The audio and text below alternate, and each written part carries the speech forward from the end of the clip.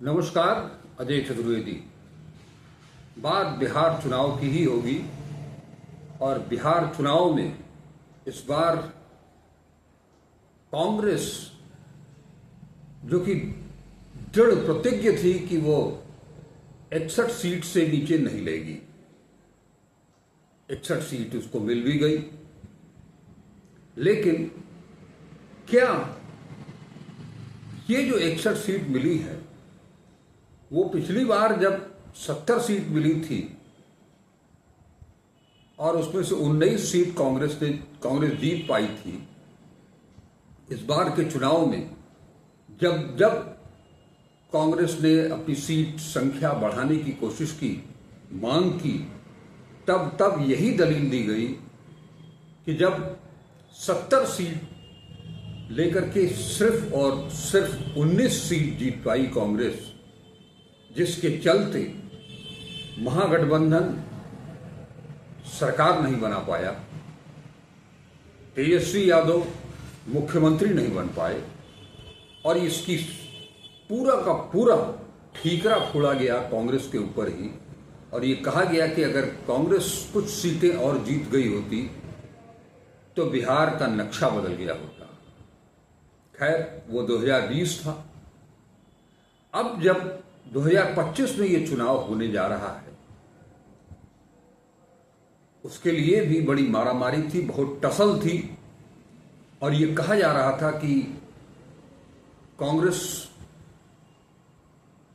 हद्दी हद्दा 50 seat ले ले, उससे ज्यादा की गुंजाइश कहीं बनती नहीं है, वो उसके ज्यादा के लिए डिजर्व नहीं करती है। लेकिन कांग्रेस अडिग थी कि उसे 61 सीट चाहिए। इससे पहले चुनाव की घोषणा से पहले, एसआईआर की घोषणा से पहले, एसआईआर की कार्रवाई से पहले कांग्रेस के पूर्व अध्यक्ष और नेता प्रतिपक्ष राहुल गांधी ने महाराष्ट्र से एक शख्स को खोज करके निकाला और उसे बिहार का प्रभारी बना दिया, जिसका नाम था कृष्णा अल्लावरू। बहुत चर्चा हुई कि कृष्णा अल्लावरू वहां से आकर के बिहार में क्या ही कर लेंगे, लेकिन कोई फर्क नहीं पड़ा। कृष्णा अल्लावरू लगातार अपनी गतिविधियों में जुटे रहे, लेकिन जब चुनाव का वक्त आया, खास तौर पर टिकट बंटवारे का वक्त आया, तो कांग्रेस की जितनी छीछा लेदर होनी थी उतनी उससे कहीं ज्यादा छीछा लेदर हुई और सब ने एक स्वर से ये आरोप लगाना शुरू कर दिया कि कांग्रेस अध्यक्ष राजेश राम और प्रभारी कृष्णा अल्लावरू ने पैसे टिकट बेचे हैं, पैसे लेकर के लोगों को टिकट दिया गया। और इतना ही नहीं, बहुत सारे लोगों ने बाकायदे इस्तीफा तक दे दिया कांग्रेस से। हालात यूं ही बदतर नहीं दिखाई दे रहे थे। कुछ दिन पहले डैमेज कंट्रोल करने के लिए राहुल गांधी और मल्लिकार्जुन खड़गे को राजस्थान के पूर्व मुख्यमंत्री अशोक गहलोत को भेजना पड़ा। अशोक गहलोत गए, लालू प्रसाद यादव से, तेजस्वी यादव से, दीपांकर भट्टाचार्य से, सबसे उन्होंने मुलाकात की, सबसे उन्होंने बातचीत की और उसके बाद एक साझा प्रेस कॉन्फ्रेंस आयोजित करवाई और उसमें सभी दल के, सभी घटक दलों के नेता उपस्थित थे। सभी ने अपनी अपनी बात रखी। इतना ही नहीं, जो डिमांड की जा रही थी राजद की तरफ से कि तेजस्वी यादव को मुख्यमंत्री का चेहरा घोषित कर दिया जाए, वो भी हुआ। अशोक गहलोत ने तेजस्वी यादव को मुख्यमंत्री के चेहरे के रूप में घोषित किया। इतना ही नहीं, वो मुकेश सहनी जो 2020 में भी महागठबंधन के साथ थे, लेकिन आखिरी प्रेस कॉन्फ्रेंस के दौरान ही वो निकल करके चले गए थे और जाकर के बाद में एनडीए में शामिल हो गए थे। इस बार भी उन्होंने कुछ उस तरह का नाटक करने की कोशिश की थी, लेकिन राहुल गांधी ने उनसे भी फोन पर बात की, उन्हें समझाया और उसके बाद अशोक गहलोत ने उन्हें डिप्टी सीएम चेहरा घोषित कर दिया। इतना सब तो ठीक रहा। इस बीच ये सारा घटनाक्रम जब हुआ तब तक 17 दिन बीत चुके थे। अब तो लगभग 19-20 दिन बीत चुके हैं। पहले चरण का चुनाव मतदान 6 नवंबर को है। आज तारीख कितनी है? 26 तारीख है, 26 अक्टूबर है ये। 6 नवंबर, बचा कितना दिन? 4 नवंबर तक आप प्रचार कर पाएंगे। 4 दिन इधर, 4 दिन उधर, 8 दिन का समय है। इस बीच कांग्रेस ने, राहुल गांधी ने फिर एक बड़ा बदलाव किया है, और वो बदलाव और कुछ नहीं, जो आरोप कृष्णा अल्लावरू, बिहार कांग्रेस प्रभारी और बिहार कांग्रेस अध्यक्ष राजेश राम पर मिल लग रहे थे टिकट बेचने का, उसे इतनी गंभीरता से लिया है। और ये सब कुछ इसलिए हुआ कि अशोक गहलोत जब बिहार से सब कुछ एक तरह से समझा बुझा करके गाड़ी को एक तरह से पटरी पर लाने की कोशिश की उन्होंने, और उसके बाद जब वो दिल्ली लौटे और सारा किस्सा उन्होंने सुनाया मल्लिकार्जुन खड़गे को, राहुल गांधी को, तो राहुल गांधी ने एक बड़ा फैसला किया।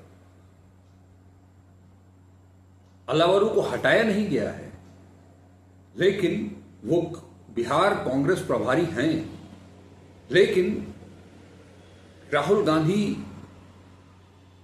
ने एक बड़ा फैसला लेते हुए अविनाश पांडे, जिन्हें 2023 में उत्तर प्रदेश का प्रभारी बनाया गया, जब प्रियंका गांधी को हटाया गया तो अविनाश पांडे को उत्तर प्रदेश का प्रभारी बनाया गया था, और उनके नेतृत्व में इंडिया गठबंधन ने बेहतरीन प्रदर्शन किया। अविनाश पांडे और अखिलेश यादव समाजवादी पार्टी के साथ उन्होंने बेहतरीन सामंजस्य बैठाते हुए वो चुनाव लड़ा, जिसका परिणाम आपको पता है। समाजवादी पार्टी और कांग्रेस ने बेहतरीन प्रदर्शन किया, और उत्तर प्रदेश और महाराष्ट्र ही 2 राज्य ऐसे थे जिनकी बदौलत भारतीय जनता पार्टी बहुमत तक नहीं पहुंच पाई और 240 पर सिमट गई। ये वो अविनाश पांडे तमाम विपरीत परिस्थितियों के, वो लोकसभा चुनाव जिसमें प्रत्याशी, कांग्रेस के प्रत्याशी घोषित होने के बाद, नामांकन करने के बाद वो पाला बदल ले रहे थे, ऐसी परिस्थितियां थी। यहां तक कि रायबरेली से जब राहुल गांधी चुनाव लड़ने के लिए आए तो उनका पर्चा भी खारिज करने की पूरी कोशिश की गई। उस दौरान जब वो बनारस आए थे अविनाश पांडे, तो इन सब मुद्दों पर उनकी बातचीत भी हुई थी, इन्हीं मुद्दों पर कि उसको कैसे संभालेंगे आपके प्रत्याशी तो नामांकन दाखिल करने के बाद ही बिना चुनाव लड़े पाला बदल ले रहे हैं, भारतीय जनता पार्टी में शामिल हो जा रहे हैं। उन्होंने एक ही जवाब दिया था। मैंने रायबरेली का भी वो किस्सा पूछा था तब उन्होंने बताया था कि रायबरेली का मामला सलटा लिया गया है और उत्तर प्रदेश में ऐसी कोई दिक्कत आने वाली नहीं है। यहां सभी जुझारू प्रत्याशी हैं और प्रदेश अध्यक्ष अजय राय के नेतृत्व में सब कुछ ठीक ठाक चल रहा है। वही अविनाश पांडे, उन्हीं अविनाश पांडे को बिहार का प्रभारी बनाया गया है और बिहार का प्रभारी चुनाव प्रभारी बनाया गया है। और उनके चुनाव प्रभारी बनाए जाने के बाद ये घटना कल की है, लेकिन एक कुछ चीजें आपको बताऊं। जब उन्हें प्रभारी बनाया गया ठीक चुनाव से पहले टिकट, उसके बाद कांग्रेस आलाकमान से मिली जिम्मेदारी का जिक्र करते हुए अविनाश पांडे ने एक्स पर पोस्ट भी किया और लिखा कि कल से बिहार प्रवास पर रहूंगा, जहां आगामी चुनाव के लिए संगठनात्मक समन्वय और रणनीति निर्माण की जिम्मेदारी संभालूंगा। यह केवल एक चुनाव नहीं बल्कि बिहार की दिशा और दशा तय करने वाला निर्णायक अवसर है।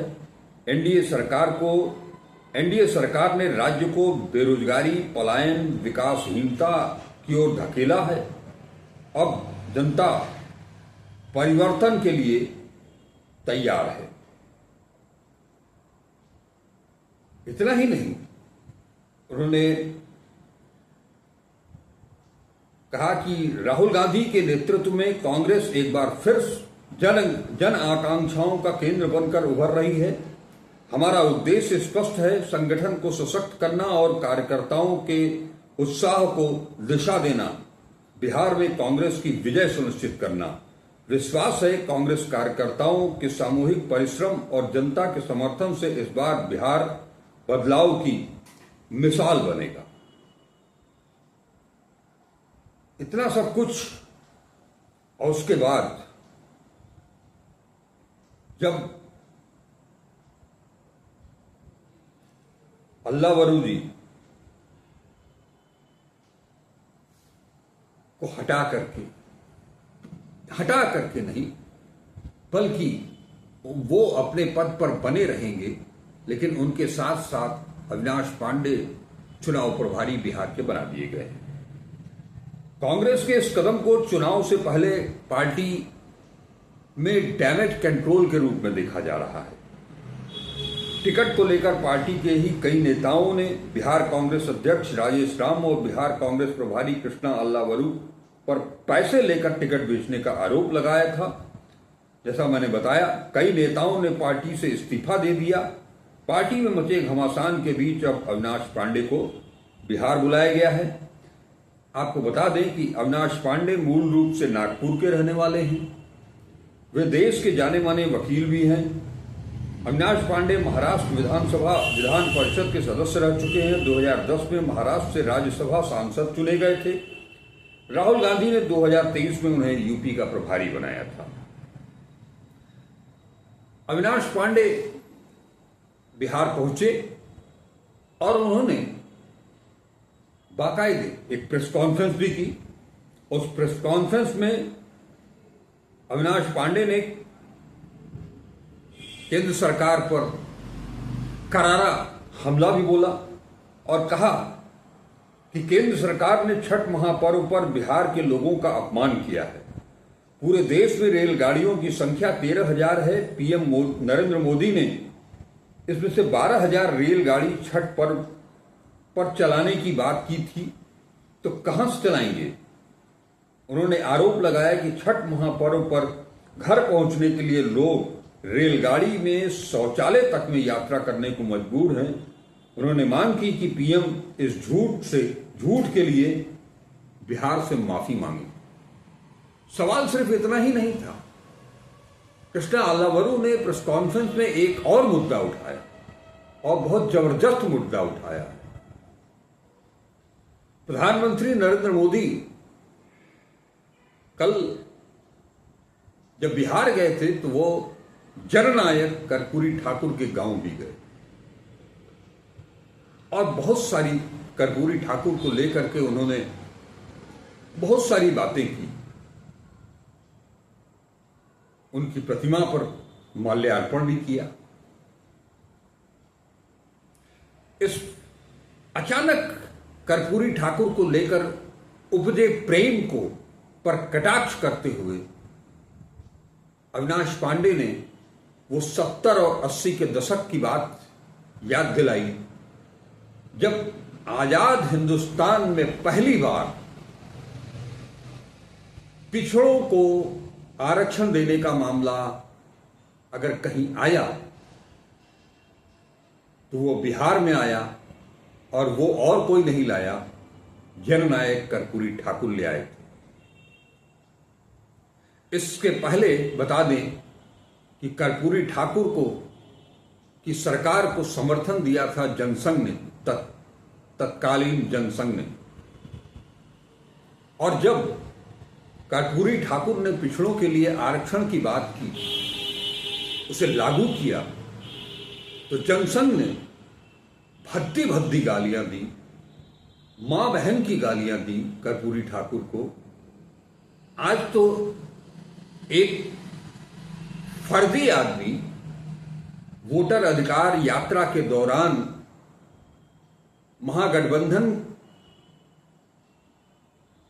के उस मंच से, जहां से कि सारे नेता आगे बढ़ चुके थे, मंच खाली था, शामियाना वाले उसे बटोर रहे थे, उस दौरान वहां माइक पकड़ करके वो प्रधानमंत्री की मां को लेकर के अनाप शनाप बकता है, अपशब्द बकता है, तो उसे प्रधानमंत्री खुद चुनावी मुद्दा बनाना चाहते हैं कि हमारी मां को गाली दिया गया, जबकि वो उसका कांग्रेस से या महागठबंधन से कोई लेना देना नहीं था।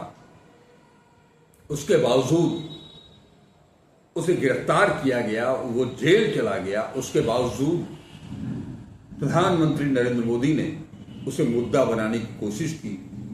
भारतीय जनता पार्टी ने उस मुद्दे पर बिहार बंद का ऐलान किया। ये दीगर बात है कि उस ऐलान में बिहार की जनता भाजपा के साथ खड़ी नहीं हुई। कई जगहों पर कहा सुनी भी हुई, बाद में वो मामला ठंडा पड़ गया। ऐसे लोग उस बात को भूल गए जब वो कर्पूरी ठाकुर को मां बहन की गाली दे रहे थे, भद्दी भद्दी गालियां दे रहे थे, क्योंकि उन्होंने पिछड़ों के लिए आरक्षण लागू किया। और आज वो मसीहा बन गए हैं, वही कर्पूरी ठाकुर। पहले उन्हें भारत रत्न से नवाजा गया, और अब उनकी प्रतिमा पर माल्यार्पण कर रहे हैं प्रधानमंत्री, और तारीफ में कसीदे कर रहे हैं।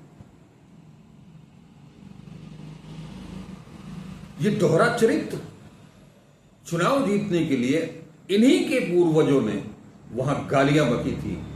आज उन्हीं के वंशज कर्पूरी ठाकुर को माला पहना रहे हैं और तारीफ में कसीदे पढ़ रहे हैं कि कुछ वोट पिछड़ों का मिल जाए,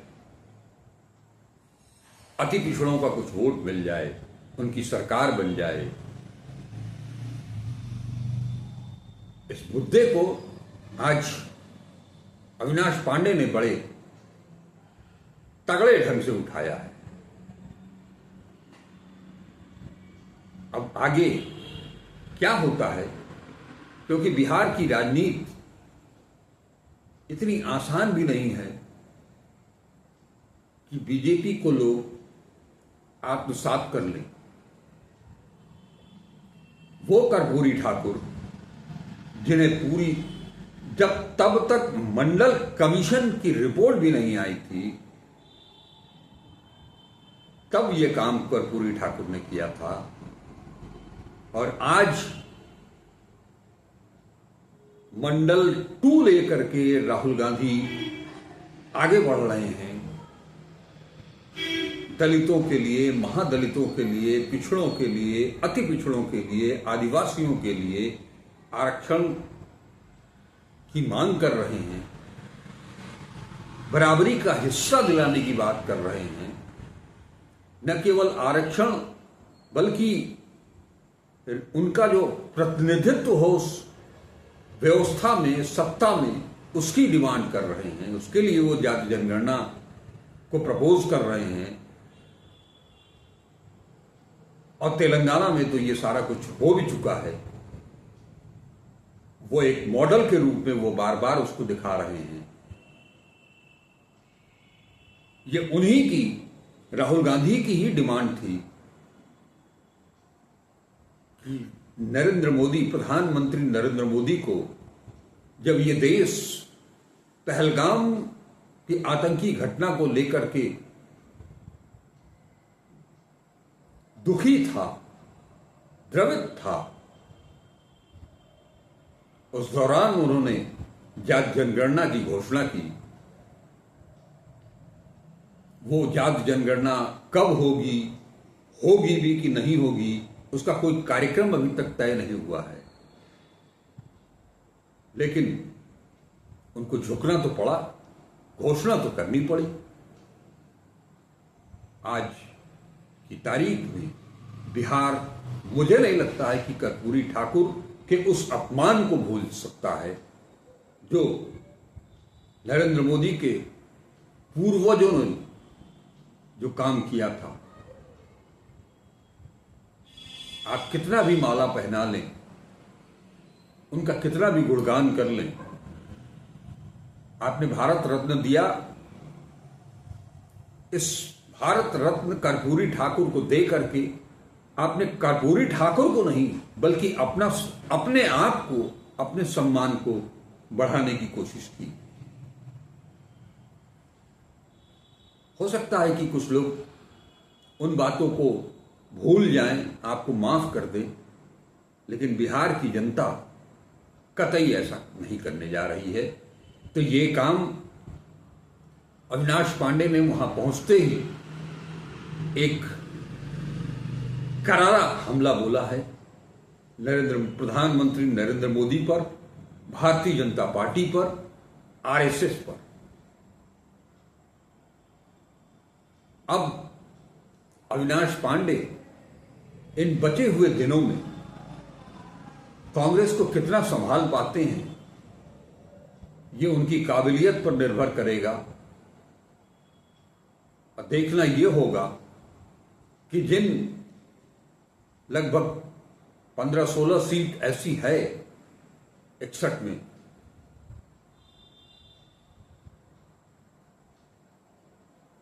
जो जिनमें से कोई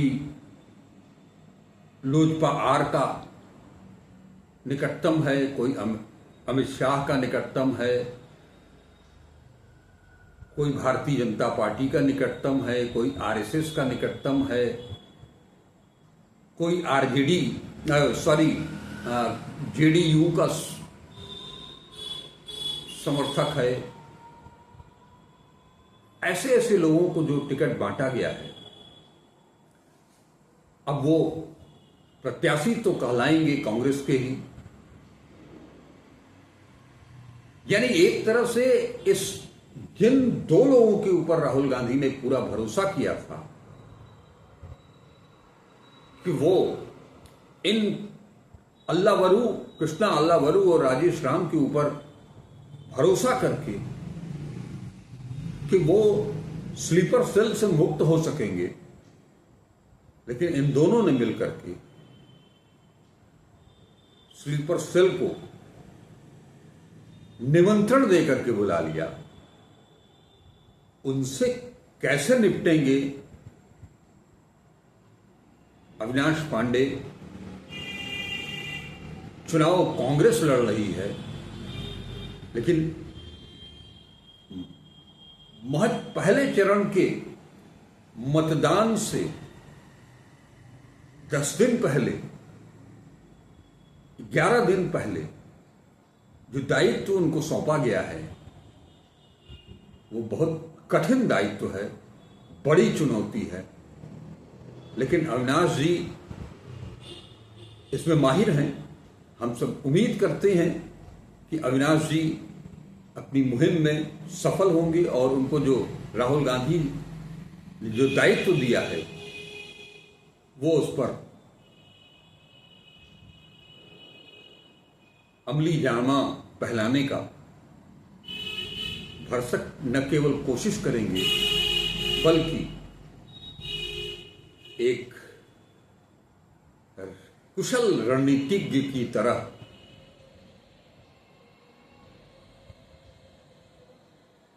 कांग्रेस और महागठबंधन की नैया को पार भी लगाएंगे। आगे क्या होता है तो वक्त बताएगा। हम लोग फिर मिलेंगे, तब तक के लिए हमें आज्ञा दें। वीडियो को लाइक करें, ज्यादा से ज्यादा शेयर करें और अपने विचार कमेंट बॉक्स में जरूर दें। तो अब तक अगर इस चैनल को सब्सक्राइब नहीं किया है तो उसे सब्सक्राइब भी करें।